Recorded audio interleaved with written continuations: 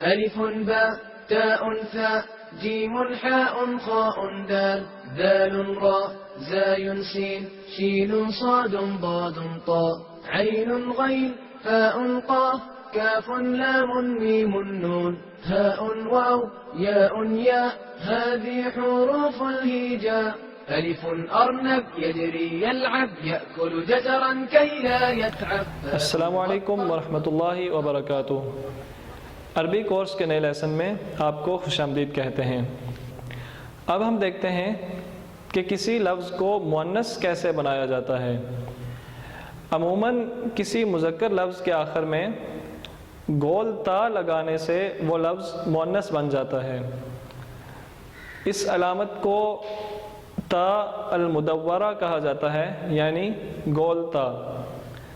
گول تا اور عام تا میں یہ فرق ہے کہ جب کسی لفظ کے آخر میں گول تا آئے اور وہاں پہ وقف کیا جائے، یعنی وہاں پہ رکا جائے، تو اس گول تا کو ہا پڑھا جاتا ہے.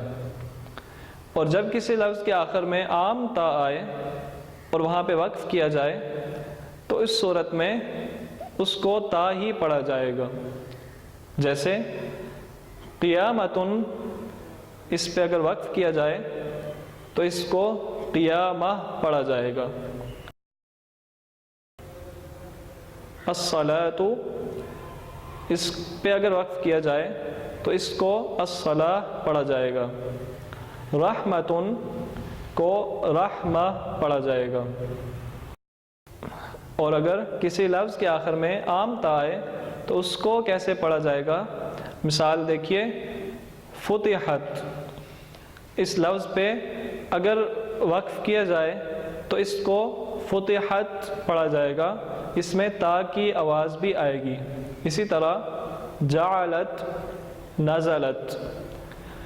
آئیے چند مذکر اسماء کو مؤنث بناتے ہیں. مسلمن، اس کو مؤنث بنانے کے لیے اس کے آخر میں گول تا کا اضافہ کریں تو یہ بن جائے گا مسلمتن. اسی طرح مؤلفن، اس کا مؤنث بنائیں گے تو یہ بنے گا مؤلفتن. جمیل، جمیلتن. معلم، معلمتن. مشرکن، مشرکتن. یاد رکھیے کہ ہر مذکر اسم کو گول تا کے ذریعے مؤنث نہیں بنایا جا سکتا.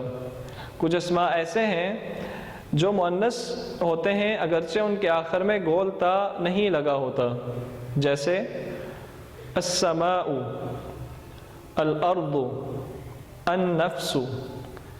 یہ سماء، ارض اور نفس، یہ تینوں لفظ عربی زبان میں مؤنث استعمال ہوتے ہیں حالانکہ ان کے آخر میں گول تا نہیں ہے.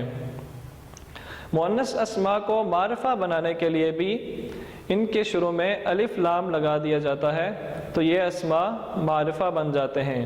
جیسے المسلمۃ، المؤلفۃ، الجمیلۃ، المعلمۃ اور المشرکۃ. اگلے لیسن میں ہم اسماء الاشارہ کے متعلق سیکھیں گے. اپنا خیال رکھیے گا. السلام علیکم ورحمۃ اللہ وبرکاتہ. ذال راء زاي سين شين صاد ضاد طاء عين غين فاء قاف كاف لام ميم نون.